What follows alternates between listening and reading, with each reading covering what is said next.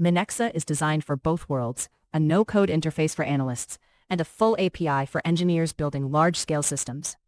Today, we'll show you how to scrape legislative bills effortlessly with Minexa.ai. Open the page with your data. Minexa does not need templates or pre-built scrapers. It builds everything automatically from this single starting point. Launch Minexa, one simple panel to go from web page to structured data instantly. Click here. Minexa scans the page for repeated patterns of content, so it can detect the legislative bills list automatically. The scraper does not stop at page 1. Minexa detected the pagination and follows all pages on every run for complete legislative bill coverage. Select your scraping depth. Choose to extract just the list of bills or include each bill's full detail page too. Click Continue for direct pages. Switch to advanced mode when the page requires interaction steps before data appears.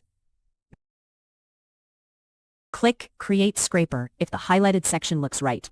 Minexa will pick the most stable way to read this page for consistent extraction every time. Every data point was detected automatically. Visible text, hidden attributes, and metadata are all there. Pick from bill titles, dates, sponsors, and statuses for your legislative bills extraction. Click API Request to get Python code that is ready to run immediately.